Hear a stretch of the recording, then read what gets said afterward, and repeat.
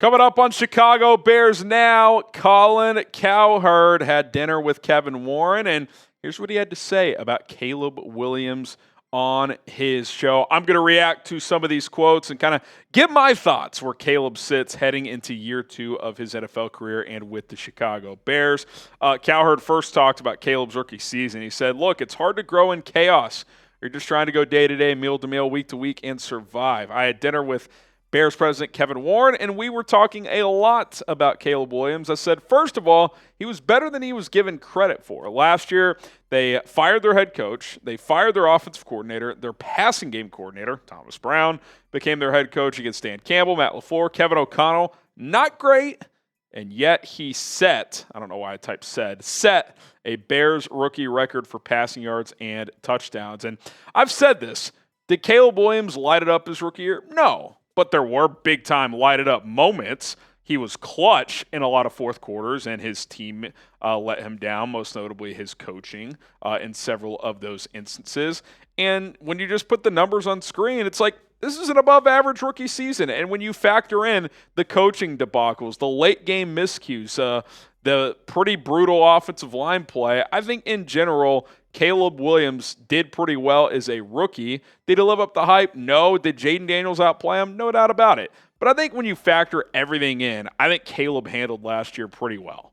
I think there's a lot to learn there. If you're a young player like Caleb Williams, to just build on moving forward, like, hey, like if that's as bad as it gets, I can handle that just fine. So I agree with Cowherd that considering all of the factors, there was a lot to like about his rookie season. Now, a lot more here from Cowherd on Caleb, so stick with us here. He said that first year at USC, Caleb was magical. The first 6 games in his second year at USC, he had 21 touchdowns and 1 pick. If you look at his first 18 games at USC, he was unbelievable. Then the last 6 games, it was a disaster. So what happened? Notre Dame sacked him 6 times. USC had been doing smoke and mirrors and pass protection, and it all unraveled against a really good coach and a Notre Dame defense. That point forward, Lincoln Riley knew he had the number 1 draft pick and didn't want him to get hurt. He went into protection mode with Caleb. He shrinks the playbook, didn't allow him to run certain stuff. And then Caleb, knowing he's the number 1 pick, went into survival mode. He was just trying to get into and through the season. He ends up in Chicago with the staff in survival mode. Caleb Williams was in survival mode. There's no growth in survival mode. So Ben Johnson's job in Chicago is extreme quarterback makeover. The talent is all there, but they've got to renovate the house. And I think, look, losing takes a toll. Getting sacked a lot takes a toll, and that's happened the last year and a half to Caleb. He hasn't won a bunch. I remember at the end of his season at USC when he talked to the combine, he's like, yeah, like we lost 5 of the last 6 games. I hadn't experienced something like that before. Last year, Bears were off to a 4-2 start. They were about to steal a game in Washington to get to 5-2. The vibes could have been high. Hail Mary happens. They lose 10 in a row. The thing fell apart. The coaching staff just was not trusted by the players anymore. So this is a guy who went 22-5 in his first 27 collegiate starts, and in his last 23 games, typo there too, my fault, he's 6-17. Like, losing takes a toll. It adds up. And again, I think Caleb has handled these things mostly pretty well, but it's fair to say, yeah, like it's been a challenging couple of years for him. It's been a mental test, and that's what's going to make this year so fascinating for him, because as we're going to detail shortly, and as Cowherd pointed out with the Ben Johnson edition of, it's about QB makeover, like the Bears have invested heavily in getting this thing and this quarterback back in the right space and his career on the trajectory that we all believed it could be when they drafted him number 1 overall. Will Caleb Williams break out in 2025? Type Y for yes or type N for no. There's a lot of reason for optimism, but given the Bears' history and just how fans have been burned before, skepticism is certainly warranted. Okay, get yourself an 18 jersey, represent QB1 for only $100. Chatsports.com/Caleb jersey. Still have plenty of these left if you want to get one before the season. Link is in the comments and description. Chatsports.com/Caleb jersey. Okay, does Caleb finally have stability? I think he does for the most part. And this really is the main reason. Matt Eberflus out, ejected, Ben Johnson in, hired. I just think it's such an upgrade. I really, really do. And That's saying a lot for a guy who's never been a head coach in Ben Johnson.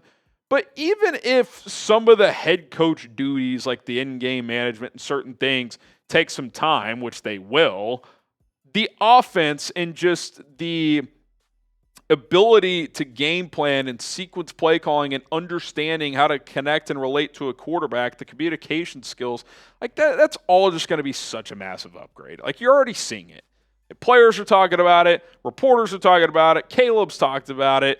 You just listen to Ben talk, like, it's easy to see it. That is going to be a massive upgrade. And obviously, I think the assistant coaching staff is good as well. That goes offense and defense. So I just think coaching upgrades, regardless of how good they are, they will be much better, in my opinion, than what they had under Matt Eberflus. Number 2, a more on-the-field thing. The offensive line upgrades are pretty obvious. Left guard last year, Tevin Jenkins for about 60% of the snaps, backups otherwise. Tevin's a nice player, even if he played 100% of the snaps. Joe Thuney's a clear upgrade. Drew Dahlman is a huge upgrade from what they've had at center for several years now. Massive upgrade there. And Jonah Jackson, while last year didn't go great with the Rams, they tried to make him a center. He got hurt. That didn't really work out that well. He is still, if healthy, so much better than the Nate Davis, Matt Pryor situation. And I committed Matt Pryor last year. I thought in a bad situation he played at a serviceable level. I think at minimum, Jonah Jackson will be a little better than serviceable. And at maximum, he could be really damn good. He's been in this scheme before. He was a Pro Bowler under Ben Johnson. Like, he can be a very, very good player. And at left tackle, at worst, you have kind of what you've had, which is a solid player in Braxton Jones, serviceable at worst.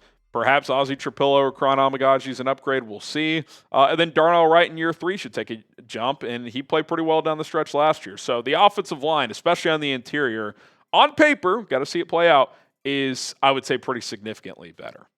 Okay, number 3, Case Keenum is a mentor.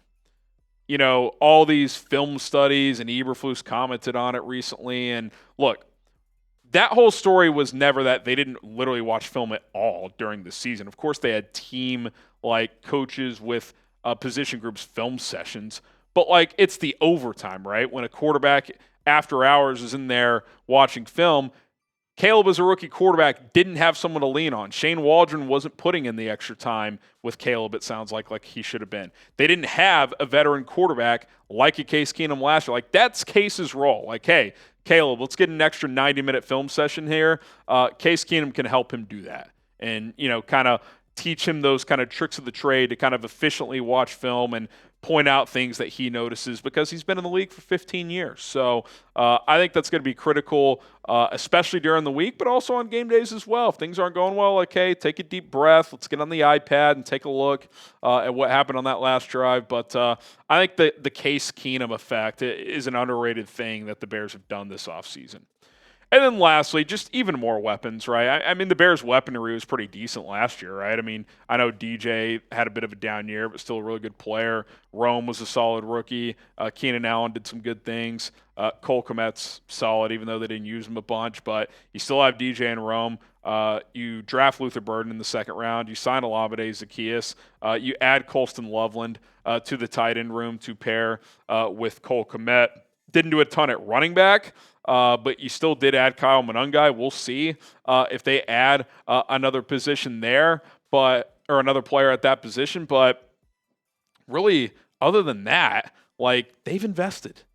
Other than taking Travion Henderson in the second round, which, by the way, if that would have happened, if that would have worked out, that means they wouldn't have had Luther Burden, which, again, would have been fine. I think they have enough at receiver. But, they still got an offensive weapon there, right, where they probably ideally wanted a running back in that second round. It's not like they didn't get the running back they wanted and they took a safety or something like that. They still invested in Caleb in the offense. So you have to feel pretty good about that.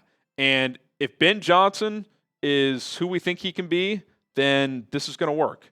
And if it doesn't work out, that's probably going to be on the quarterback, if we're being completely honest. Predict the Bears' 2025 record. 17 games. What is the record going to be? Give us your thoughts down in the comments below. And I think we'll find out two main things in 2025. just how good Caleb is, or at least could be. Like, at least by the end of this year, we'd be like, okay, he's pretty good. He could be special.